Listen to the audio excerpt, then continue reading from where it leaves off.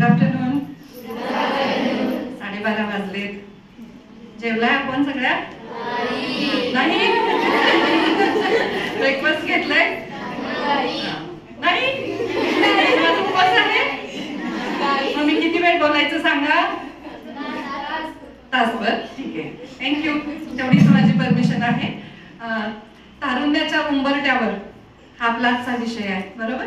तारुण्याच्या उंबरठ्यावर शारीरिक, मानसिक, भावनिक बदलांची लागते चाहूल. तारुण्याच्या उंबरठ्यावर शारीरिक, मानसिक, भावनिक बदलांची लागते चाहूल. डॉक्टर श्रेनिक पाटलांचं नाव घेते. सख्यांनो, मैत्रिणींनो, मुलींनो, जपून टाका ग या उंबरठ्यावर तुमचं पाऊल. जपून टाका ग या उंबरठ्यावर तुमचं पाऊल. इथं आल्याला ह्या माझा परिचय करून देतो त्या तेवढ्यात हा मला इथं उत्स्फूर्त उखाणा सुचला, घेऊन टाकला. कारण सांगितलंच आहे सुनीताताईंनी की मी जात्यावरच्या ओव्या उखाणे पाहण्याची लेखिका आहे. तर नमस्कार, मी डॉक्टर सौ Jayashree Shrenik Patil, x ray, sonography, city scan, MRI तज्ञ. आपल्या बाजूलाच आहे वेट diagnostic and research centre Sangli. जात्यावरच्या ओव्या उखाणे पाहण्याची लेखिका, चित्रकार, संगीतकार, अभिनेत्री, बालन्याय मंडळ सदस्या, विशाखा समिती सदस्या, पोलीस डिपार्टमेंटच्या निर्भया पथकाची काउन्सिलर, ग्राहक संरक्षण परिषद सदस्य. तर अशा विविध पातळीवर कार्य करत असताना हजारोच्या वर व्याख्यानं झाली. लंडन, अमेरिकेपर्यंत जाऊन आले, जात असते. कॉलेज, महाविद्यालय, शाळा, बचत गट, बँका, बादशाचे डोहाळ जेवणाचे गीत असतील, हळदीची गीत असतील, सगळ्या क्षेत्रामध्ये जात असताना एक लक्षात आलं प्रामुख्यानं की तुमचं हे बालमन आहे, जे संस्कारजन्य मन आहे, त्या बालमनासाठी काहीतरी वेगळ्या विषयावर बोलणं गरजेचं आहे. आणि आज 21व्या शतकामध्ये वावरत असताना, आज धक्काबुक्कीच्या जगात, या कॉम्प्युटरच्या युगामध्ये जे एक सेन्सिटायझेशन झालेलं आहे समाजामध्ये मुलींच्या प्रती आणि वागण्याचं, जगण्याचं, तर त्या अनुषंगानं हा विषय मला महत्त्वाचा वाटतो. तर प्रथम तुमच्या तेजस क्लासच्या संस्थापिका अध्यक्षा सौ सुनीता पाटील ताई, माझ्या मैत्रीण, गेली 27 वर्ष झालं आम्ही मैत्रिणी आहोत. तर त्यांनी मला प्रथम इथं प्रमुख पाहुण्या म्हणून बोलायचा जो सन्मान दिला त्याबद्दल मी मनस्वी त्यांची आभारी आहे. आणि आपण सर्व पालक आणि विद्यार्थी मैत्रिणींनो, तुम्ही माझ्या मैत्रिणी आहात आता. तर आपण सगळ्यांनी माझ्यासाठी उत्सुकतेने इथं हा कार्यक्रमाचा सोहळा सर्व शिक्षक मॅडम यांनी इथं आयोजित केला, त्याबद्दल आपल्या सर्वांची मी मनापासून आभारी आहे. टेन्शन अजिबात घ्यायचं नाही. मी कुठलाही औषधाचा, टॅबलेटचा डोस सांगणार नाही. सरळ साध्या सोप्या शब्दांमध्ये आपल्या सगळ्यांच्या गप्पा होणार आहेत. पाठीमागं तुमची आई आहे, तशीच मी तुमच्या आईसारखी आहे, पण मी आई आहे असं म्हणणार नाही. मी तुमची मैत्रीणच आहे आणि मैत्रीला वय नसतं, बरोबर ना? तुम्ही माझ्या बालमैत्रिणी, मी तुमची मोठी मैत्रीण. तेव्हा अगदी बिंदास करायचं, टेन्शन फ्री राहायचं. आणि व्याख्यान झाल्यानंतर तुमच्या मनामध्ये ज्या काही शंका असतील, जे काही प्रश्न असतील, जे काही तुम्हाला वाटेल ते छानपैकी आपण नंतर गप्पा मारायच्या. सगळ्या तुमच्या प्रश्नांची मी उत्तरं देईन. आणि ज्यांना आता कुणाला रेकॉर्ड करायचंय, रेकॉर्ड करा. फक्त एक नम्र विनंती आहे, फ्लाईट मोडवर मोबाईल ठेवा, सायलेंट मोडवर ठेवा, कारण कुणाच्या इन्कमिंग रिंग्स आल्या तर मध्ये डिस्टर्ब नको तुम्हाला. आणि माझ्या ओव्या, उखाणे, पाळणे, कविता याच्या माध्यमातूनच आज आपण बोलणार आहोत. आज तुमचं वय आहे 12 ते 15 वर्षापर्यंतच्या तुम्ही आहात ना सगळ्या. काही 6वीच्या पण आहेत, 9-10 वर्षाच्या पण आहेत. तर हे वय किती नाजूक वय आहे आणि जीवनातला खूप मोठा आता टर्निंग पॉईंट तुमच्या आयुष्यामध्ये चालू होणार आहे. तुमच्यासोबत आज तुमच्या आई पण इथे आहेत सगळ्या.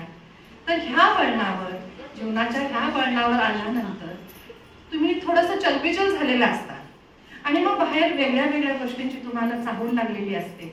आणि मग त्यावेळी तुम्हाला तुमचं घर खूप प्रिय वाटतं. ह्या वयातल्या प्रत्येक मुलीला आपलं आई वडील, आपले भावंड, आपलं घर प्रिय वाटतं. आणि मग मी तुमच्याच वयाची होते. आज माझं मन मला अगदी माझ्या बालपणात गेलेलं आहे. मी एकदा 8वी पासून कविता लिहू लागले आणि तेव्हा मला सुचलेली कविता, माझा पहिला वेद शब्दांचा कविता संग्रह आहे. तर त्या कविता संग्रहातली घरकुल नावाची कविता मी तुम्हाला ऐकवते. इवलं इवलंस प्रिय मला, इवलं इवलंस प्रिय मला, माझं ते प्रेमाचं घरकुल. इवलं इवलंस प्रिय मला, माझं ते प्रेमाचं घरकुल. वडिलांचं प्रेम तिथं आईची छाया, वडिलांचं प्रेम तिथं आईची माया, भावंडांच्या प्रेमाची पाठी ती छाया. सुखाच्या या घरट्यात चिंता ना कशाची, सुखाच्या या घरट्यात चिंता ना कशाची, जाणीवी नसते बाहेरच्या जगाची. पण बाहेरच्या जगाची जेव्हा लागते चाहुलं, पण बाहेरच्या जगाची जेव्हा लागते चाहुलं, तेव्हा प्रिय असतं मला माझं इवलंच ते घरकुलं, तेव्हा प्रिय असतं मला माझं इवलंच ते घरकुलं. बाहेर काही त्रास झाला की आपलं घरच आपल्याला छान वाटतं ना. बाहेर कोणी त्रास दिला, कोणी बोललं, कोणी रागवलं, कुठे अडचणी आल्या, संकट आले, आपलं घरच आपल्याला छान वाटतं.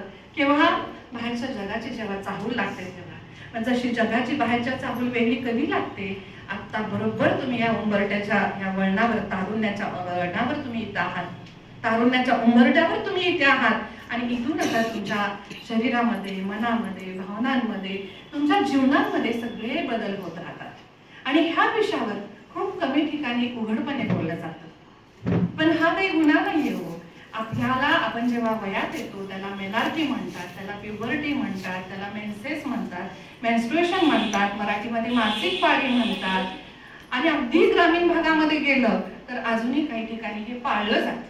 कावळा शिवला, कावळ्याला शिवलेलं नाही म्हणतात, शिवाशिव झाल्या म्हणतात, बाहेर वाशी झाल्या म्हणतात, बाहेर बसल्या म्हणतात.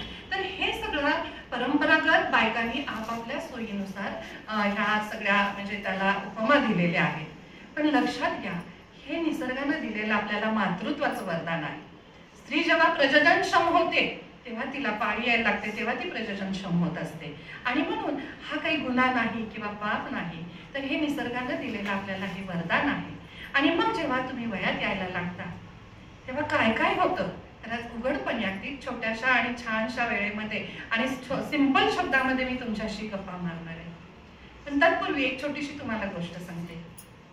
तुमच्याच वयाची एक रिया नावाची मुलगी होती, 7वीला होती आणि खूप हुशार होती. शाळेतल्या प्रत्येक स्पर्धेमध्ये भाग घ्यायची. अगदी वक्तृत्व असेल, रांगोळी स्पर्धा असेल, अभिनय असेल, लिखाण असायचं छान, हस्ताक्षर छान होतं. तुम्ही जशा आता येताना माझ्या स्वागताला छान छान रांगोळ्या घातल्या तशा खूप छान रांगोळी घालायची. अशी हर हुंगारी म्हणतो तशी ती होती, खूप टॉकेटिव्ह होती, गप्पा मारायची, सगळ्यांशी अगदी बिनधास्त. तर अशी ही रिया एके दिवशी लंच ब्रेक मध्ये जेवताना तिच्या लक्षात आलं की तिच्या स्कर्टला लाल डाग पडला. आणि मग ती घाबरली, कारण तिला कल्पनाच नव्हती, कारण आईने अजूनपर्यंत तिला सांगितलंच नव्हतं. आणि मग तिला काहीच सुचेना. मैत्रिणींच्या बरोबर बोलताना सुद्धा तिला टेन्शन आलं की स्कर्टला आता लाल डाग पडलाय, काय करायचं. मग एखादी तरी प्रत्येकीला जवळची मैत्रीण असते, तिनं त्या मैत्रिणीला सांगितलं. ती पण बिचारी अजून अल्लड होती, तिलाही ह्या गोष्टीची कल्पना नव्हती. त्याही दोघी घाबरल्या. आणि मग ह्या दोघींनी मिळून काय केलं, क्लास टीचरकडे गेल्या. आणि मग क्लास टीचरना जेव्हा सांगितलं तेव्हा क्लास टीचरनी त्यांच्या आईला फोन केला. आणि मग आई मात्र घरामध्ये खुश झाली. आता तुम्ही म्हणाल आई का खुश झाली, तर आईला आपल्या कळलं की आपली मुलगी आता मोठी झाली, आपली मुलगी आता वयात आली. आणि आई शाळेमध्ये आली आणि आईनं आपल्या मुलीला घरी घेऊन गेली. आणि घरी गेल्यानंतर मात्र आईनं आपल्या मुलीला सांगितलं की डाग पडला, तो कशाचा डाग पडला, तर ते ब्लिडिंग झालं होतं, तिला मासिक पाळी आली होती, ती वयात आली होती, तिला मेनार्की चालू झालेलं. आणि मग हे आईनं तिला नंतर समजून सांगितलं. पण हेच मला आज इथं नम्रपणे माझा सगळ्यांच्या आपल्या माता भगिनी आहेत, मला त्यांना सुचवायचं आहे की कधी कधी कसं होतं की आपल्या घरी आता चौकोन कुटुंब आहेत. गाव पातळीवर अजून काही ठिकाणी अगदी हाताच्या बोटावर मोजण्यात जॉईंट फॅमिली आहेत. पण पूर्वी जेव्हा जॉईंट फॅमिली असायच्या तेव्हा घरातल्या वयोवृद्ध आपल्या आजी असायच्या, पणजी असायच्या किंवा काकी असायच्या, त्या बायकांच्या घरी गप्पा चालायच्या. त्या गप्पा ऐकून मुलींना कळलं जायचं. एखादी आजी हौसेनं नातीला सांगायची. पण आता सगळ्याच आपण आया करिअर करत असतो, त्यामुळे आपल्या मुलीकडे आपलं म्हणावं तितकं आपण टाइम स्पेंड करू शकत नाहीये. आणि मग मुली अज्ञात राहतात. म्हणजे काही टीव्ही मध्ये, ऍडव्हर्टाईज मध्ये, पिक्चर मध्ये, जे काही सिरियल्स मध्ये बघतील तेवढंच त्यांचं नॉलेज असतं. आणि शाळेमध्ये तर मुलं एकत्र असतात, त्यामुळे टीचरही सगळं सांगू शकत नाहीये. सगळ्यांनाच मर्यादा येतात. कारण हा विषयच असा इतका नाजूक आहे, सेन्सिटिव्ह आहे की उघडपणे कोण ह्या विषयावर बोलत नाही. पण ते बोलणं गरजेचं आहे. आणि म्हणून मला सांगायचं की मग जेव्हा ती रिया घरी आली, तिला सगळं आईनं समजावलं आणि 4 दिवस शाळेतच पाठवलं नाही. झालं काही बघा, हर उन्नरी असलेली रिया तिच्या मनावर निगेटिव्ह परिणाम झाला. आई म्हणाली तू वयात आलीस, आता तू पहिल्यासारखं खेळायचं नाहीस, हुंदडायचं नाहीस, 4 दिवस आता ब्लिडिंग होणार आणि त्यामुळे काही काम करायचं नाहीस, ओझं उचलायचं नाहीये आणि आता जास्त करून सगळ्यांच्या बरोबर बोलत बसायचं नाही, मित्रमैत्रिणी जास्त करायच्या नाही, असं अनेक सूचना आई मुलीला द्यायला लागली. मग हिच्या मनात वेगळे बदल व्हायला लागले. हिला वाटायला लागलं आपण काहीतरी वेगळंच झालो आहोत. आता आपलं आयुष्य म्हणजे आता पूर्ण बदललंय. पण लक्षात घ्या, इथंच थोडीशी कुठंतरी त्या रियाच्या आईनं चूक केली की तिला असं भीती घालायला मनावर नको होतं. मुलांना अवेअर करणं वेगळं आणि तो निगेटिव्हनेस सांगणं वेगळं.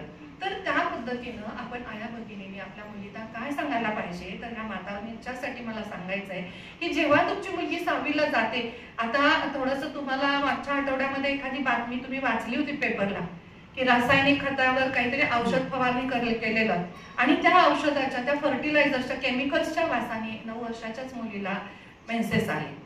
तर पूर्वीच आपलं जीवन कसं होतं, आपण समतोल आहार खात होतो, चांगलं घरातलंच खात होतो, म्हणजे घरी जे शिजल तेच अन्न असायचं, सणासुदीला वेगळं असायचं. पण आता सर्रास सेडेंटरी लाईफ झाली, एक्झिक्युटिव्ह लाईफ झाली, मॅगी, पास्ता, बरोबर आहे ना, पिझ्झा.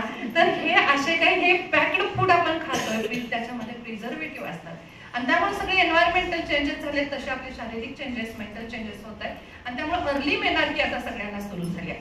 म्हणजे खूप वयामध्ये लवकरच 9व्या-10व्या वर्षीच आता पिरियड्स सगळ्यांना चालू झालेले आहेत. तर मग काय झालं बघा, रिया इंट्रोव्हर्ट बनत गेली, आतल्या ती गप्प व्हायला लागली. 4 दिवसांनी शाळेत आली, कोणाशी मिक्स होईना, कोणाशी बोलेना, पहिल्यासारखं खेळेना, पहिल्यासारखं कुठल्या स्पर्धेत भाग घेईना आणि मग इतकी ती इंट्रोव्हर्ट व्हायला लागली की घरी आल्यानंतर ती आईशी पण बोलणं तिनं कमी केलं, आपल्याला रूम मध्ये बंद करून घ्यायला लागली. मग आईला काळजी पडली की आता हिचं कसं व्हायचं. शिक्षकांच्याही लक्षात आलं, मैत्रिणींच्याही लक्षात आलं, परंतु इथं घाबरण्याचं काहीच कारण नव्हतं.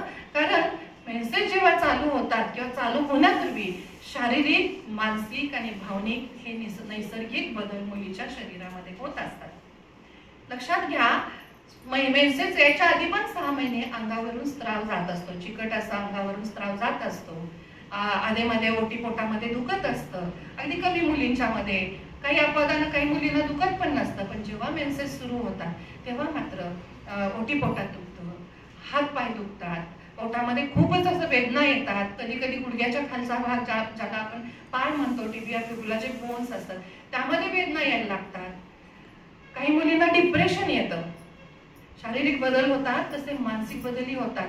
शारीरिक बदलामध्ये आणि काय होतं बघा, जेव्हा पाळी सुरू होते तेव्हा मुलीचा अंग झुमकन वाढतं, एखादी खूप उंच होते, एखादीची छाती मोठी होते, पाठीमागे नितंब मोठे व्हायला लागतात, काही जणींची कंबर बारीक होते, काही जण एकदम जाड होतात. म्हणजे अनुवंशिक तुमचं जे कसं जेनेटिकली तुम्ही जशी जन्म घेतला असाल तशा पद्धतीनं तुमच्या शरीरात तुमच्या आईवडिलांची जशी ठेवण आहे त्या पद्धतीनं तुमच्या शरीरामध्ये बदल व्हायला लागतात.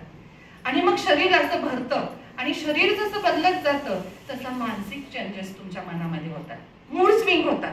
मूड स्विंग शब्द ऐकलाय तुम्ही? ऐकलंय ना? आहे काय? सांगा बरं ताई, सांग बरं काय मूड स्विंग म्हणजे? हो म्हणालीस ना, सांग बरं. असू दे, सांग. मग तुम्हाला बोलतं करायचंय, अगं या विषयावर तुम्ही बोलणं गरजेचं आहे. सांग, असू दे, चुकलं तर. मूड स्विंग म्हणजे सांग काय? मोठीने सांग बरं. असू दे, लाजली बघा, लाजायचं नाही ग, तुमच्यासाठीच हा विषय आहे.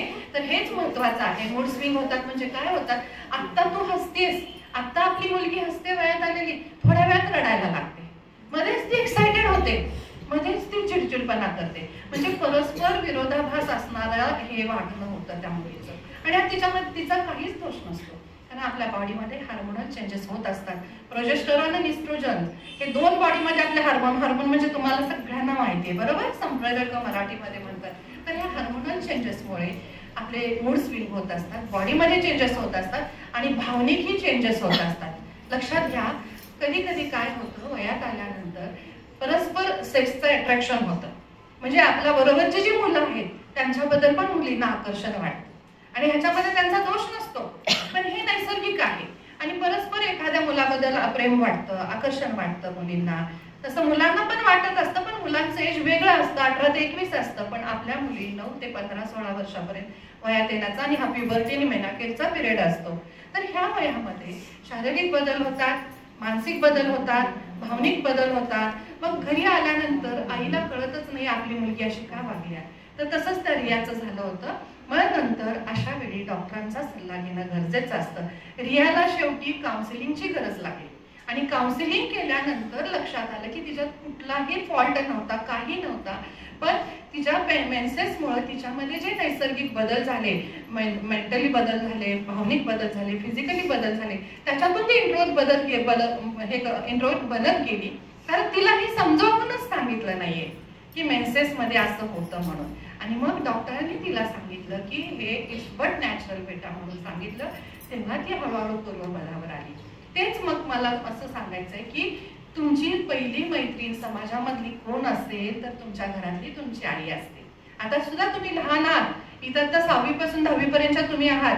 अनेक जणींना मेन्सेस आले असतील, अनेक जणींना अजून आले नसतील. आणि ज्यांना नुकतीच सुरुवात झाली असेल त्या प्रत्येकीनं आपल्या आई बरोबर मैत्रिणीसारखं वागणं गरजेचं आहे. समजते? आईपासून काहीही लपवायचं नसतं, कारण आयुष्यात जन्म देते ती आई असते आणि आयुष्याच्या शेवटपर्यंत आपल्याला प्रेम देते, आपल्याला मार्गदर्शन करते, आपल्याला चांगलं सांगते, वाईट सांगते, समजावून सांगते आणि आपल्याला माफ करते. ती आईच फक्त असते. आणि म्हणून आईची जागा कुणीही जगातली व्यक्ती घेऊ शकत नाही. त्यामुळे आईपासून काहीही लपवायचं नाही. किती पण तुमच्या हातून चुका होऊ देत, आईपासून लपवायच्या नाही. आई पुन्हा त्या चुका लेकीच्या पोटात घालते, कारण आईच्या काळजाचा तुकडा म्हणजे लेक असते. मध्येच मी तुम्हाला विषयांतर करून एक ओवी ऐकवते, लेक नावाची. 9 महिने किती सोसला फुलावानी ग तुला जपला. 9 महिने किती सोसला फुलावानी ग तुला जपला. आईच्या जीवाचा सुराग तू, आईच्या जीवाचा सुराग तू, तिच्या ग काळजाचा तुकडा ग तू, तिच्या ग काळजाचा तुकडा ग तू. लेकी ग तू, लेकी ग तू, लेकी ग तू, लेकी ग तू. हिंदवी स्वराज्याची प्रेरणा तू, वीर शिवबाची माता ग तू. मराठी मनाचा स्वाभिमान तू, स्त्री जीवनाची तलवार तू, स्त्री जीवनाची ढाल ग तू. इतिहासातल एक पान ग तू, स्त्री जीवनाची गाथा ग तू, वीर शिवबाची माता ग तू. लेकी ग तू, लेकी ग तू, लेकी ग तू, लेकी ग तू. आईच्या जीवनाचा आसरा ग तू, तिच्या ग काळजाचा तुकडा ग तू, तिच्या ग काळजाचा तुकडा ग तू. लेकी ग तू, लेकी ग तू, लेकी ग तू, लेकी ग तू.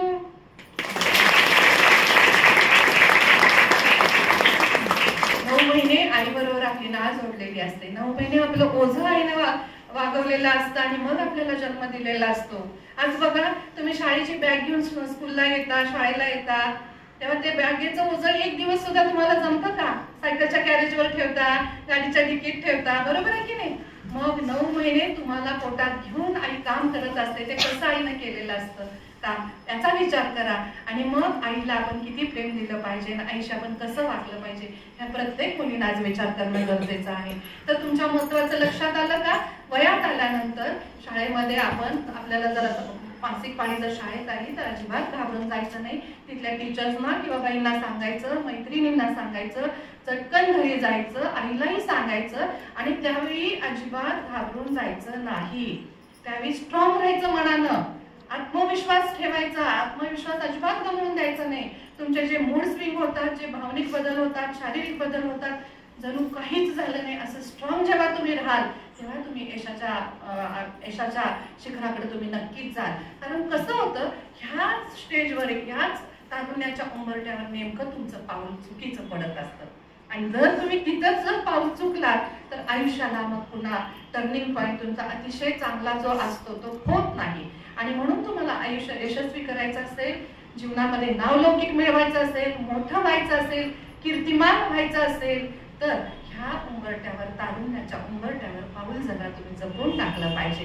कारण शारीरिक जेव्हा बदल होतात तेव्हा पुरुषांचं किंवा मुलांचं अट्रॅक्शन होतं, मनामध्ये प्रेम निर्माण होतं. पण लक्षात घ्या, पाण्यावरचा बुडबुडा कसा असतो तसं हे प्रेम मनातलं खोटं प्रेम असतं. हे फक्त फिजिकल अट्रॅक्शन असतं आणि त्यामुळं त्या गोष्टीकडं सिरियसली बघू नका. अपरिपक्व ते प्रेम असतं, त्यात तुमचा दोष नसतो, पण नैसर्गिक तुमच्या मनामध्ये ती भावना तयार झालेली असते. आणि त्यामुळं अशा वेळी स्वतःचं पाऊल चुकीचं कसं पडणार नाही याची तुम्ही दक्षता घेतली तर आयुष्यभर तुम्ही नेहमी यशस्वी होत राहाल. पण इथं जर तुम्ही चुकलात, काही गोष्टी आईपासून लपवलात, कुणाला सांगितलंच नाही तर मेंटली, फिजिकली आणि मग तुमच्या लाईफच्या अवेअरनेस बाबतीत पण तुम्हाला मग नंतर कुणी गाईड करायचं म्हटलं तरी वेळ निघून गेलेली असते. त्यामुळे लक्षात घ्या की मेन्सेस ही एक नैसर्गिक क्रिया आहे आणि त्यावेळी शारीरिक बदल होत असतात, मानसिक बदल होत असतात, भावनिक बदल होत असतात. पण आता हे होत असताना आपण वागायचं कसं आणि जगायचं कसं हेही महत्वाचं आहे. तर सर्व माझ्या भगिनींना, मैत्रिणींना, म्हणजे तुमच्या आई आहेत त्या सर्व माता भगिनींना मला अजून एक सूचित करायचं आहे. मुलगी जेव्हा वयामध्ये येते तेव्हा तिची हायजीन किती आहे हे बघणं गरजेचं आहे. हायजीन म्हणजे स्वच्छता, शारीरिक स्वच्छता. तर शारीरिक स्वच्छता खूप महत्वाची आहे.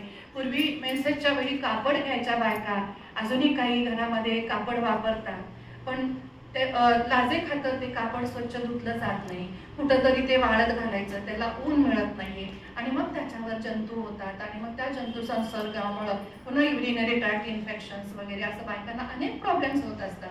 त्यामुळं आज तुम्हाला जे सूट होतात ते स्वच्छ असे सॅनिटरी नॅपकिन्स बाजारात आलेले आहेत, तर ते सॅनिटरी नॅपकिन्स वापरणं गरजेचं आहे. आणि पर्सनल हायजीन इतकी महत्वाची आहे की आपले जे जननेंद्रिय आहेत तिथेही वाढ होत असते वयात आल्यानंतर. काखेमध्ये आपल्या केस येत असतात, पायावर केस येत असतात, हातावर केस येत असतात आणि ह्या आपल्या जननेंद्रियाच्या आजूबाजूला केस येत असतात. तर त्यांनी सुद्धा घाबरून जायचं नाही. तर हे नैसर्गिक आपली वाढ होत असते, पण त्याची स्वच्छता राखणं आपल्या हातामध्ये असतं. आपले साबण स्वतःचे आपले साबण वेगळे ठेवायचे. 4 ते 5 महिने झालं की आपण वापरतो ती निकर फेकून द्यायची, कारण तुम्हाला अजूनही म्हणावं तितकी मॅच्युरिटी आलेली नसते आणि कधी कधी मेन्सेसच्या वेळी ब्लिडिंगमुळं निकर आपली खराब झालेली असते आणि ती स्वच्छ धुतली जात नाहीये. त्यामुळं नेहमीच लक्षात घ्या 3 ते 4 महिन्यांनी निकर पण आपण डिस्कार्ड करून टाकायची. तर ही पर्सनल स्वच्छता खूप महत्वाची आहे. हायजीन बरोबर आपला आहार खूप महत्वाचा आहे. वाढत्या वयाला हाय प्रोटीन डाएट लागतो, हाय फायबर डाएट लागतो. त्यामुळे आयाने आपल्या मुलींना प्रोटीन जास्त असणारं डाएट देणं गरजेचं आहे. मग त्याच्यामध्ये नॉनव्हेज खाणारी असतील, अंडी, मटण, मच्छी जे काही असतील ते नॉनव्हेज असेल, पनीर असेल आणि कडधान्य महत्वाचे आहेत, हिरव्या पालेभाज्या आहेत. तर असं बॅलन्स डाएट घेतला तर तुमच्या शरीराला कशाचीच डिफिशियन्सी होत नाही आणि तुमच्या शरीराची वाढ चांगल्या पद्धतीने होत राहते. आता मूड पॉझिटिव्ह ठेवणं महत्वाचं आहे. जेव्हा आपल्या मुलगी तुम्ही लक्षात घ्या, तुम्ही स्वतः पण जेव्हा आपल्याला वाटतं एकटं वाटतं, रूम मध्ये बसावं वाटतं, कोणाशी बोलू नये वाटतं, कोणाबरोबर काहीच इंटरॅक्शन होऊ नये वाटतं, त्यावेळी आईला सांगायचं आई मला असं असं होतंय काय करू. आणि मग आईलांनी आपल्या मुलीला वेळ देणं, ती कशी पॉझिटिव्ह राहील, ती कशी आनंदात राहील किंवा ती कशी हसत राहील हेही बघणं गरजेचं आहे. आणि तुम्हालाही जेव्हा तुम्हाला असं वाटतं की बाबा हा मला आता चिडचिडपणा होतोय, मला रडू आल्यासारखं होतोय, मला डिप्रेशन वाटतंय, तर अशा वेळी जाणीवपूर्वक हसायचा प्रयत्न करायचा, जाणीवपूर्वक. कारण जगामध्ये सगळं काही विकत आणता येतं पण स्माईल किंवा हास्य विकत आणता येत नाही. आणि तुम्ही जेवढं हसत राहता तेवढं आपण निरोगी राहतो.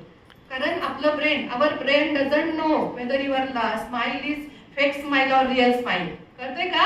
आपल्या मेंदूला तुम्ही खरं हसताय का खोटं हसताय हे माहिती नसतं.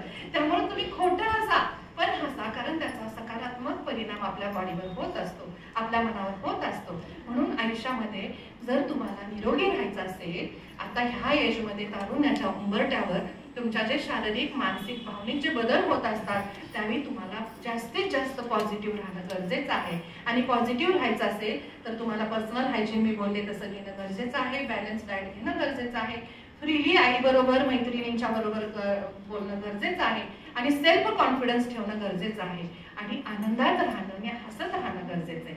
आता पूर्वी कारणाशिवाय हसणाऱ्यांचे हास्य क्लब होते, त्याला वेडं म्हटलं जायचं, पण आज कारणाशिवाय हसणाऱ्यांचे हास्य क्लब आलेत. का बरं? कारण आज ते गरजेचं आहे. कारण सगळे आज टेक्नॉलॉजी झालेले आहेत आणि त्यामुळे स्ट्रेस वाढलेला आहे सगळ्यांचा आणि स्ट्रेस वाढल्यामुळे हसायचंच सगळे विसरलेले आहेत. लहान मूल बघा जन्मल्यानंतर जवळजवळ 360 वेळा दिवसातून हसतो. आपण किती वेळा हसतो? हसायचंच विसरलोय ना. चला बघू, हसा बरं माझ्या बरोबर. आनंदात राहायचं, हसत राहायचं. चला माझ्या बरोबर इथं बोट ठेवा, म्हणा मी सांगते तसं सगळ्यांनी म्हणा. या क्षणापासून मी माझ्या मनातील सगळे वाईट विचार डिलीट केलेले आहेत. या क्षणापासून मी नेहमी आनंदात राहणार आहे, निरोगी राहणार आहे, खुश राहणार आहे आणि हसत राहणार आहे, हसत राहणार आहे आणि दुसऱ्यांनाही हसवणार आहे आणि आनंदात राहणार आहे, हसत राहणार आहे. हसला की नाही? हसत राहणार आहे म्हणजे हसत राहा म्हणजे वाटेल त्याच्याकडे बघून हसू नका. बघा कसं छान हसला की नाही? आपल्या मैत्रिणींकडे बघत हसायचं. तुमचे कुणाचे आबोले असतात की नाही, त्या मैत्रिणी कसंच बघायचं, आबोला लगेच निघून जातो. नाही तर रस्त्याला चालताय मॅडम म्हटल्या हसा म्हणून कुणाकडे बघून हसला. ज्या मैत्रिणी बरोबर भांडण झालं असेल, ज्या काकू बरोबर भांडण झालं असेल, ज्या टीचरांच्या बरोबर मनामध्ये राग असेल, त्यांच्याकडे बघून बिनधास्त हसा. बघा हास्य असं आहे की तुम्ही त्या पुढच्या व्यक्तीला चिमकू शकता. नाहीतर काही तर मुली अशाच बसतात, काही मुली उगीच असं बघत, काही मुली अशा अड्ड्या पाडून बघतात. म्हणजे शिकवणाऱ्या टीचरला पण वाटतं हिला शिकवावं का नको. त्या टीचरसाठी हिचा काही प्रॉब्लेम आहे, त्या टीचरलाही कळत नसतं. म्हणून असं करू नका. काय होतं, त्याचा निगेटिव्ह परिणाम तुमच्याच मनावर होत असतो. तुम्ही जेवढं पॉझिटिव्ह असता, आता घरी पण बघा ताटामध्ये जेवण असतं, जेवण बघितल्यानंतर हसत हसत, भले ती शिळी मीठ भाकरी असू दे किंवा चटणी भाकरी असू दे, हसत हसत तुम्ही त्या जेवणाकडे पाहिलं तर ते जेवण तुमच्या चांगलं पचनी पडतं. कारण मीठ भाकरी खा पण आनंदानं खा तरच शरीर टिकतं. पण जर तुम्ही पंचपक्वानं जरी खाल्ली आणि ती जर असं रागानं खाल्ली तर तुमच्या शरीराला त्याचा काहीही उपयोग होत नाही. आणि म्हणून मला सांगायचंय की नेहमी आनंदात राहावा, नेहमी प्रसन्न राहावा, हसत राहावा आणि फ्रेश राहावा, उत्साही राहावा. तुमच्याकडे प्रत्येकीकडे खूप काही कला आहे आणि असतेच, आणि आयांनी पण आपल्या मुलांच्यात काय कला आहे हे पाहणं गरजेचं आहे. मला फक्त इतकंच म्हणायचंय की एक्स्ट्रा प्रोटेक्टिव्ह आपल्या मुलींच्या बाबतीत होऊ नका, एक्स्ट्रा बंधनं आपल्या मुलींच्या बाबतीत घालू नका. तुमच्यासाठी फक्त एक गोष्ट छोटीशी सांगते की 2 अशा मैत्रिणी होत्या आणि त्यांना मुलं होतीच आणि अशा त्या शेजारणी होत्या आणि दोघींनी आपल्या अंगणात पारिजातकाचं झाड लावलेलं. दोघींच्या अंगणात पारिजातकाचं झाड होतं. एकीला सवय होती की त्या झाडाची सारखी काळजी घ्यायची, सारखी जायची, झाडाला पाणी घालायची, झाडाची काही वाळलेली पानं तोडायची, सारखं बाजूला माती ऍड करायची, सारखं त्याला खत पाणी घालायची. दुसरी होती ती एकदाच बघायची, वाढू दे कसं वाढेल तसं असे करायची, पण पाणी नीट ते नियमानं घालायची आणि मग जास्त काही माती बदलणं किंवा त्याला हे आहार देणं असं काही बघत नव्हती. आणि मग असं रोजच होत चाललं. दोन्ही झाडं वाढायला लागली, मोठी मोठी झाली. एके दिवशी खूप मोठं वादळ सुटलं, पाऊस आला आणि जी बाई सारखं त्या झाडाची वाढ बघायची, अगदी बाळासारखी कसं झाडलंय कसं वाढलंय त्याची एक्स्ट्रा केअर घ्यायची, ते झाड उन्मळून पडलं. आणि जी बाई त्या झाडाकडे दुर्लक्ष करायची ते झाड मात्र असे डोलत डोलत उभं होतं. का? कारण त्याला स्वतःला पाठीमागे जमिनीतलं पाणी शोषून घ्यायचं बळ आलं, सगळीकडचं उन्हातून शोषण करून घ्यायचं बळ आलं. स्वतःच्या त्यानं पाळं मुळं असं घट्ट जमिनीमध्ये भक्कम केली. पण हे झाड आईसारखं ते वर्ण करत होती ना, त्याला हे कर ते कर ते कर, त्यामुळं स्वतः आपण वाढायचं असतं ते झाड विसरलंच. नेमकं तसंच आपण आपल्या मुलांच्या बाबतीत करतो. इकडे ट्युशनला जावा, तिकडे ट्युशनला जावा, इकडे क्लासमध्ये जावा, हे एक्स्ट्रा ऍप घ्या, ते ऑनलाईन ऍप घ्या आणि घरात ते करून आणि घरात आणि येऊन अभ्यास करा. इतकं आपण ओव्हर प्रोटेक्टिव्ह राहतो की मुलं आपल्यापासून आपल्याही नकळत मुली दूर होतात. हे लक्षात घ्या. त्यांना सेल्फ इंडिपेंडंट राहायला बघा. आता माझी मुलगी डॉक्टर राजकुमारी पाटील, सुनीताताई बघत होत्या लहानपणापासून, आता MBBS झालेली आहे. पण आम्ही कधी जास्त, मी तर आयुष्य माझं सगळं सामाजिक कार्यामध्ये गेलेलं आहे. सांगली जिल्ह्यातल्या 14 अनाथ बालक आश्रमामध्ये पण आम्ही तपासणी समितीवर आहे. राज्यपाल नियुक्त सामाजिक कार्यातून माझी बाल न्याय मंडळ सदस्य म्हणून निवड झालेली आहे. तेव्हा 18 वर्षाखाली जे बाल गुन्हेगार असतात त्यांच्यावर आम्ही डील करत असतो. प्रथम न्याय दंडाधिकारी अशी आमची इक्विव्हॅलंट पोस्ट आहे. तर त्या अनुषंगाने जिल्ह्यातल्या सगळ्या आम्ही बालकांच्या सानिध्यात येत असतो.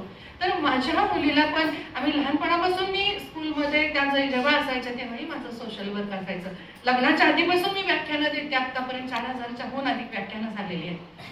तर कधी आम्ही आमच्या मुलांना असं टेन्शन दिलं नाही. मला मुलगा पण आहे, त्याचं नाव राजनील आहे, Bharati medical college 3rd year MBBS ला आहे.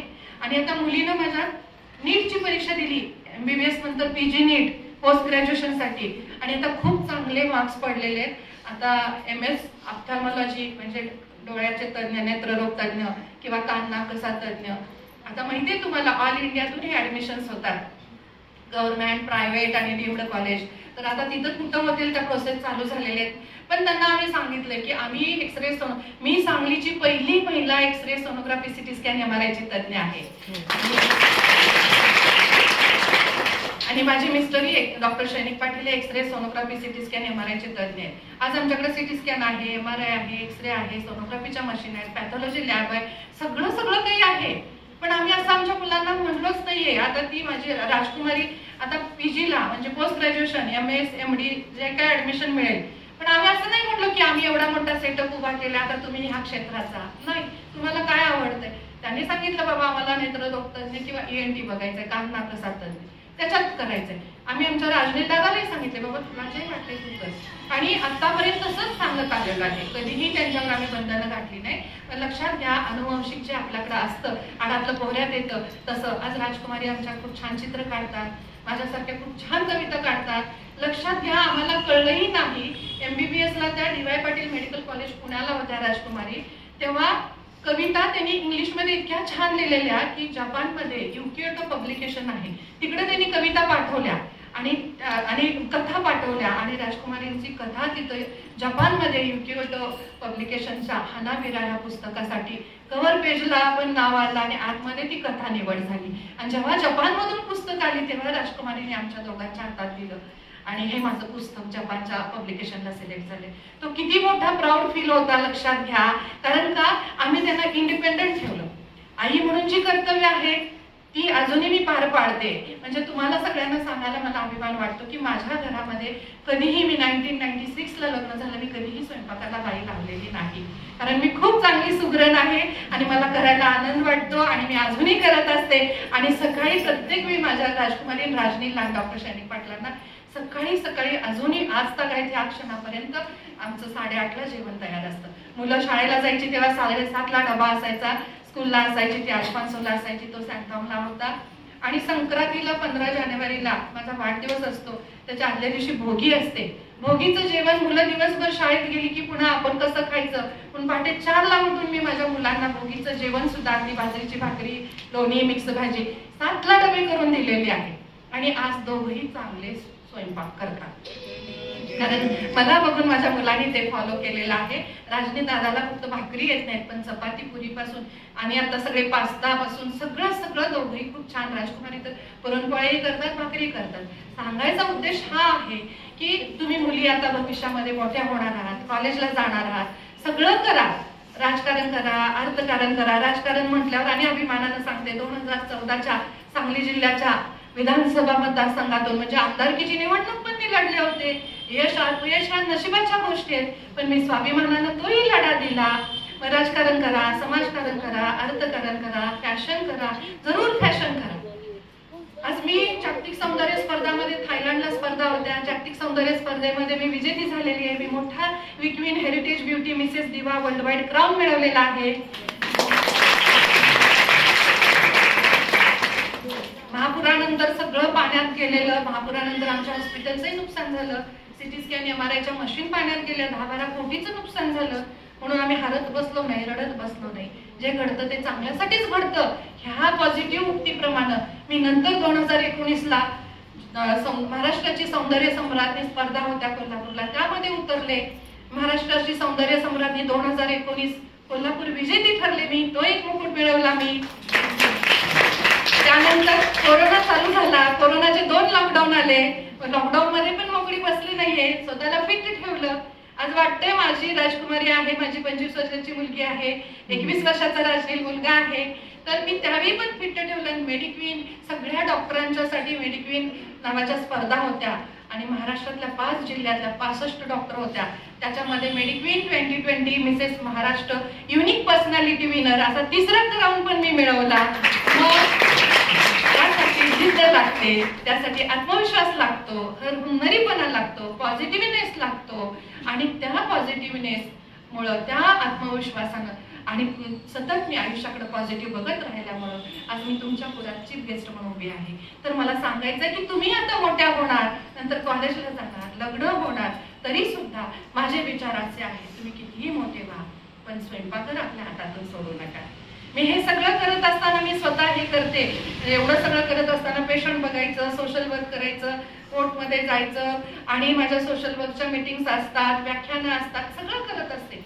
पण सकाळी स्वयंपाक करूनच बाहेर पडत असते आणि मला याच्यात आनंद आहे. आणि मी त्यामुळे सगळ्या स्त्रियांना सांगते की प्रत्येकीनं आपलं स्वयंपाकघर, आपला नवरा, आपली मुलं आपल्या हातात ठेवून करावं. मी हे करते म्हणून मी ताठ मानेनं बोलते आणि जी स्त्री करते तिला मी वंदन करते. त्यामुळं तुम्ही सगळ्यांनी स्वयंपाकामध्ये पण रुची घ्या, त्याच्यामध्ये पण आनंद माना. अर्थात ज्याचा त्याचा वैयक्तिक प्रश्न आहे, कुणाला आवडेल असं नाही, परंतु आपण ह्या सगळ्या लाखोंच्या कोटींच्या उलाढाली कशाला करतो सांगा? खाण्यासाठी ना. मग त्या खाण्यामध्ये पण आपण एक्सपर्ट का व्हायचं? आज भले तुम्हाला एखादी डिग्री कमी मिळाली तरी चालेल, पण आज खूप गरज आहे. आज महाराष्ट्रीयन फूड आपला जागतिक पटलावर बघितलं तर आज फॉरेनला सुद्धा आपले जेवण, महाराष्ट्रातले आपले फूड्स पदार्थ बाहेर जाऊ लागलेत. मग ही पण स्वयंपाक ही सुद्धा एक कला आहे. नुसतं इंजिनियर होणं, डॉक्टर होणं, वकील होणं, पायलट होणं, पोलीस होणं, ऑफिसर होणं, तर ह्याच्यामध्ये शेफ होणं ही पण एक कला आहे आणि ती आपल्याला निसर्गाने दिलेली असते. फक्त त्याकडे एक पॉझिटिव्हिटीनं बघा.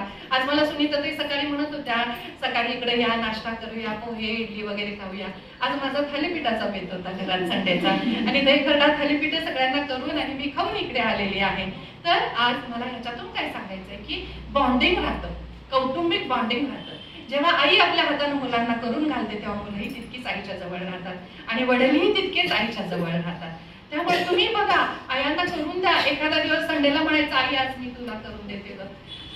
आईला किती आनंद होईल, कारण तुमच्यासाठी तिने कष्ट खाल्लेले असतात. भले चुकल, शेवटची भाकरी, शेवटची चपाती आई मी करते म्हणा आणि तुम्ही फ्री हँड मुलीला करायला द्या. मुलीकडून अपेक्षा व्यक्त करा. फक्त तिने अभ्यासामध्ये पुढे आली म्हणजे खूप हुशार झाली असं नाही, तर आपली पर्सनॅलिटी असं आहे की परमेश्वराने आपल्याला सगळे वरदान दिलेले आहे आणि त्यामुळं आपण सर्व गुण संपन्न, वर्सटाईल असणं गरजेचं आहे. बरोबर आहे ना? खूप वाचन करा. पेपर किती जणी वाचता? हात वरती करा. कुठला पेपर वाचता? पुढारी. आज वाचलाय मुलींनी? आजचा पेपर वाचा. आजच्या पुढारीमध्ये आणि तरुण भारतमध्ये आता दसरा चालू होतोय ना, आपण म्हणजे नवदुर्गाचं रूप आहोत. 9 दिवस नवरात्रीचा उत्सव आहे आता 3 तारखेपासून. तर आजच्या ह्याच्यात नवरात्री का करायची, दसरा का असतो, किंवा रणचंडिका आपली ही 9 देवींची रूपं म्हणजे काय, त्याच्यावर खूप चांगला लेख आलेला आहे. आणि आपल्या बालकांबद्दल पोर्नोग्राफी जी चालू आहे, बाहेर लैंगिक शोषण जे होत आहे त्याच्यावर पण खूप छान लेख आलेला आहे. आपण माता भगिनींनी पण आजचे दोन्ही पेपर वाचा. तर रोज एक 10 मिनिट सकाळचे उठल्या घरातले सगळ्यांनी पेपर वाचायचे. पहिली हेडलाईन वाचा, काय आहे ते बघायचं. जरी पूर्ण डिटेल नाही वाचता आलं तरी हेडलाईन वाचणं गरजेचं आहे. आणि हेच वय आहे की तुम्ही जेवढं आता वाचन कराल ते life long till the end of life तुमच्या मनात ते फिट राहणार आहे. आज लॅपटॉप आलाय, टॅब आलाय, मोबाईल आलाय, त्यामुळे आज वाचन संस्कृती लोप पावत चाललेली आहे. आणि म्हणून मी सगळ्यांना नम्रपणे सांगू इच्छिते की आज आपण आयाने पण मुलींना जास्त करून वाचनाची आवड लावा. अभ्यासाची पुस्तकं वाचण्याबरोबरच आठवड्यातून त्यांना एखादे छान छान वपू काळे आहेत, कुमुदिनी रांगणेकर आहेत, बाबा कदम आहेत, ज्यांना आपले लेखक आवडतात त्यानुसार सगळे असे पॉझिटिव्ह निगेटिव्ह सगळ्याच प्रकारचं वाचन मुलींनी करणं गरजेचं आहे. वाचनामुळं आपल्याकडं व्होकॅब्युलरिटी वाढते, आपलं नॉलेज वाढतं आणि जे आता वाचतो ते फिट बसतं. आता बघा, तुमच्यामुळे मला वाटलं पण नव्हतं, मी तो कविता संग्रही आणला नाही वेद शब्दांचा माझा, पण त्या कविता संग्रहातली 8वी 9वीतली माझी भरपूर कविता स्पॉन्टेनियसली माझ्या ओठावर आली. अलीकडच्या कविता पटकन कदाचित येणार पण नाहीये, पण हे वय असं असतं की अगदी सेन्सिटिव्ह असतं. अगदी मनावर विजानं कसं नुसतं जमिनीत, तसं ह्या मनावर जे आपण बालमनावर, हे आता तुमचं बालमनच आहे 10 ते 15 पर्यंत, याच्यावर जे संस्कार रुजवले जातात, जे तुम्ही ट्रीट करता तसं तुमचं मन होत असतं. त्यामुळं खूप वाचन करा. खूप काही तुमच्याकडे कला आहे. कोण छान गात असेल, मी गाते, माझ्या युट्यूबला गाणी आहेत बघा. नृत्य करता येत असेल नृत्य करा. मीही लावणी नृत्य करत असते, कारण सौंदर्य स्पर्धेमध्ये भाग घेतो तेव्हा आपला कला दाखवायची असते आणि मी माझी कला दाखवली, मी लावणी नृत्य केलं. मग age is just a number. आपला फक्त पॉझिटिव्ह आशावाद पाहिजे. तर लावणी नृत्य मला आवडतं, मी लावणी नृत्य केलं, मी गाते, मी स्वयंपाक करते, मी कविता लिहिते, मी चित्र काढते, मी सगळं काही करते. छान छान नटायचं, छान छान दिसायचं, छान छान बोलायचं आणि हसत राहायचं आणि मग सगळ्यांना आपण हवं वाटतं. आलं लक्षात? तर तुम्हाला स्वतःची पर्सनॅलिटी अशी व्हर्सटाईल करायला शिका. एखादी छान गाऊ शकते, अगदी जागतिक कीर्तीची सिंगर होऊ शकते, एखादी खूप चांगली कवी लेखक होऊ शकते, छान तुम्ही कादंबऱ्या कविता संग्रह लिहू शकता. माझं पुस्तक हे महाराष्ट्र शासनाच्या शासकीय ग्रंथालयाला निवडलेलं आहे. माझ्या सोशल वर्कसाठी राज्यपालांनी राजभवनमध्ये मला मेडिक्वीन एक्सलन्स अवॉर्ड दिलेला आहे. मेडिकल क्षेत्रातली म्हणून मेडिक्वीन. तसं तुमच्या क्षेत्रामध्ये पण तुम्ही असामान्य तुमचं वक्तृत्व नेतृत्व घडवू शकता. आता वक्तृत्व कुणाला करायचे असतील तर माझं वैयक्तिक मार्गदर्शन आणि क्लासेसही चालू असतात. ज्यांना कुणाला वक्तृत्व घडवायचं असेल ते मला तुम्ही संपर्क साधू शकता आणि खूप चांगला वक्ता तुम्ही बनू शकता. चांगलं वक्तृत्व कसं बनवायचं, चांगलं नेतृत्व कसं बनवायचं आणि चांगला अभिनयही तुम्ही करू शकता. आम्ही स्कूलपासून कॉलेजपर्यंत अजूनपर्यंत आम्ही नाटकात काम करतो. प्रेमा तुझा रंग कसा, घेतलं शिंगावर, वाऱ्यावरची वरात, या नाटकातून मी काम करते. आणि तुम्हा सगळ्यांना अजूनही मला सांगायला अभिमान वाटतो, सह्याद्री वाहिनीची सिरियल येते महावीर भगवान नावाची. तर महावीर भगवानांच्या आई म्हणजे राजमाता त्रिशला. तर त्या राजमाता त्रिशलाच्या भूमिकेसाठी माझी निवड झालेली आहे. सहज आमच्या त्या डायरेक्टरना म्हटलं की माझ्या नवऱ्याचं काम कोण करणार. यातला महावीर भगवानांचे वडील म्हणजे राजा सिद्धार्थ. ते म्हणाले अजून एक XYZ नावाचा अभिनेता आहे आणि तो करेल का.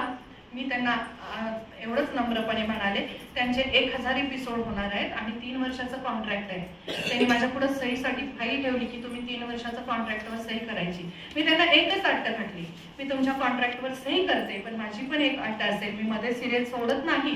1000 एपिसोड पर्यंत मी थांबते पण माझ्या ह्या सिरियल मधला नवरा माझा खरा नवराच ते काम करू दे. आणि डॉक्टर श्रेनिक पाटलांची त्यांनी निवड केली. आमचं शूटिंग झालेलं आहे आणि पहिले 5-6 ज्या राणीची स्वप्न असतात, 16 स्वप्न राजमाता त्रिशलाची, तर त्याची एक 4 स्वप्नांचं शूटिंग झालेलं आहे. तर बेडकमध्ये राजा सिद्धार्थ म्हणून डॉक्टर श्रेनिक पाटील आहे आणि राणी त्रिशलाचा रोल मी केलेला आहे. ह्या पुस्तकात पण ते आहे.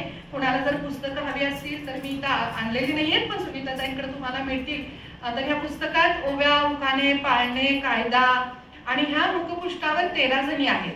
आता जर तुम्हाला उद्या कुणाला वाटलं जिजामातांच्या बद्दल भाषण करायचंय, इथं जिजामाता आहे यांच्याबद्दल एक भाषण तयार आहे. तुम्हाला कुणाला वाटलं की बाबा प्रतिभा त्यांच्याबद्दल बोलायचंय, अगदी आया असतील किंवा मुली असतील, तर 13 जणींची भाषणं पण याच्यामध्ये आहेत. त्यांच्याबद्दलची माहिती आहे, उखाणे आहेत, ओव्या आहेत, पाळणे आहेत आणि कायदा पण आहे की जो PCPNDT कायदा आहे तो सुद्धा ह्यामध्ये आहे. तर कुणाला हवे असतील तर 50% सवलतीच्या दरात इथं आम्ही सुनीता त्यांच्याकडे पुस्तकं ठेवू. त्याची किंमत आहे 300 पण आम्ही 50% सवलतीत देतोय. तर ह्यामध्ये सगळं आहे. हे बघा इथं राजा सिद्धार्थ आणि राजमाता त्रिशला दिसलं तुम्हाला, दिसलं? तर हे सगळे याच्यात आहेत आणि हे राज्यपालांच्या हस्ते झालेलं आहे. तर ह्याचा 1 मॅन शो आहे, इथं भरारी आहे. हे सगळं ह्याचा मुखपृष्ठ, चित्रकार, माझे चित्र आहेत, संपादक, प्रकाशक, सगळं 1 मॅन शो माझा आहे आणि वेद नावाचं आपलं पब्लिकेशन आहे. ह्याच्यामध्ये मी टायटल सॉन्ग काय लिहिले बघा, का छाटतेस तुझ्याच उदरी तुझेच पंख गणारी, ही पहा तुझ्या कार्यकर्तृत्वाची उतुंग भरारी, ही पहा तुझ्या कार्यकर्तृत्वाची. तर कुणी काही बोललं अजिबात लक्ष द्यायचं नाही. कुणी रागवलं, आपल्या मोबाईल मध्ये मला सांगा डेटा फुल झाल्यानंतर तुम्ही काय करता, डिलीट करता. का डिलीट करता, नवीन डेटा घ्यायला, बरोबर, नवीन न्यूज घ्यायला, नवीन पोस्ट घ्यायला. तसंच तुम्हाला कुणी रागवलं तर काय करायचं, डिलीट करायचं. ठेवा मोठीचं, आई रागवली डिलीट म्हणा, बाबा रागवले डिलीट, मैत्रीण रागवली डिलीट, बाई रागवल्या, कुणी भांडलं, राग आला, चिडचिडपणा झाला, रडू आलं, काय करायचं मग अशी मी सांगितलंय, हसत राहायचं. हसा बघू सगळ्या, हसा. छान वाटलं की नाही सांगा. तर सगळं डिलीट करायचं. कुणी रागवलं तर त्यांच्या तोंडाला रागायचं नाही. लक्षात घ्या, ऑलिम्पिक मध्ये खेळाडू 2 पावलं मागे येतो आणि मग पुढे टाकतो ना भाला किंवा चेंडू, तेव्हाच उडी पुढे जाते ना. त्यामुळं चुकलं पटकन सॉरी म्हणून जायचं, नम्र राहायचं, आर्ग्युमेंट करायच्या नाही. पण विनाकारण पण आर्ग्युमेंट असं नाही, जर दुसरं चुकत असेल सांगायचं, बाबा तू चुकलीस, मैत्रीण चुकली, आई चुकली, टीचर चुकल्या, सांगायचं, नम्रपणे सांगायचं, मला असं वाटतंय की हे चुकीचं आहे. आपली मतं पण स्पष्ट मांडायची, परखड मांडायची, तिथं भ्यायचं नाही, बिडस्त राहायचं नाही. आणि विनाकारण जर कोणी असं आपल्याला रागवत असेल तर तिकडं पण लक्ष द्यायचं नाही, डिलीट करायचं. तर तुम्ही या लेवलपर्यंत पोहोचू शकता. आज मी जिथं आहे तिथपर्यंत तुम्ही पोहोचू शकता. कुठंही लक्ष द्यायचं नाही, कारण कसं असतं बघा, आंब्याची झाडच लोक दगड मारतात, बाबळीला कोण दगड मारतं का? नाही. त्यामुळे स्वतःला नेहमी क्वीन समजायचं. I am queen. काय म्हणायचं? You are queen. तुम्ही सगळ्या तुमच्या जीवनाच्या क्वीन आहे. आयुष्य खूप सुंदर आहे, जीवन खूप सुंदर आहे, जगणं खूप सुंदर आहे. आणि तुम्हाला कोणाला काउन्सिलिंग पाहिजे असेल, मी काउन्सिलिंग करत असते. काही वेळेस मुलींचे काही प्रॉब्लेम्स असतात, सगळ्या आई इथे आहेत. वैयक्तिक आई वडिलांची जरी काही ठिकाणी भांडणं असतात तर मी अगदी ऑफिशियली माझ्या डायग्नोस्टिक अँड रिसर्च सेंटरमध्ये काउन्सिलिंग करत असते. वैयक्तिक तुम्हाला जरी कुणाला मुलींच्या बद्दल पाहिजे असेल, तुमच्या हजबंड वाईफ बद्दल असेल किंवा वैयक्तिक असेल, सगळं कॉन्फिडेन्शियल राहील. तुम्ही मला संपर्क करू शकता. माझा मोबाईल नंबर आहे 9860092132 आहे. जगणं खूप सुंदर आहे. आणि या उंबरट्याच्या तुम्ही ह्या तारुण्याच्या उंबरट्यावर येत असताना तुम्हाला कसं जगायचं, कसं वागायचं हे कळणं गरजेचं आहे. स्वतःचा चांगला पेहराव करा. आयांना पण मला सांगायचंय, जरूर मुलीला चांगलं फॅशन करू दे, सगळं घालू दे, पण ती फॅशन अंग झाकणारी असू दे, टाईट कपडे नको. मी सगळं मुलांना दोष देणार नाही. कधी कधी आपणही मुली चुकत असतो, आपण आयाही चुकत असतो. आपल्या आयांना वाटतं आपल्या मुलगीनं छान पॅन्ट शर्ट घातली म्हणजे मॉडर्न झाली. घालू दे पॅन्ट शर्ट, मला त्याचा विरोध नाही, परंतु त्या पॅन्ट शर्ट मधून तिचा सगळा शेप दिसावा असे पॅन्ट शर्ट असू नये. तुम्ही असा अभिमानानं पेहराव करायला पाहिजे की ओबी अशी आहे, उभ्यानं जाग गल्ली जाग झाकून पाखून या, उभ्यानं जाग गल्ली जाग झाकून पाखून या, नाव पित्याच राखून या, नाव पित्याच राखून या, नाव पित्याच राखून या, नाव पित्याच राखून या. म्हणजे रस्त्यानं निघाल्यानंतर ताट मानेनं आपण जायला पाहिजे. आणि कुणीतरी विचारलं ही कुणाची मुलगी आहे, तर मी अमक्या अमक्यांची मुलगी आहे, ताट मानेनं तुम्हाला सांगता आलं पाहिजे. असं तुमचं वागणं असावं. आणि आता शेवटी मला इतकंच सांगायचं की आई सगळ्या इथं आहेत, त्या सगळ्या आयांच्यासाठी मला एक कविता ऐकवायची आहे. कवितेचं नाव आहे आबा असं कसं म्हणता.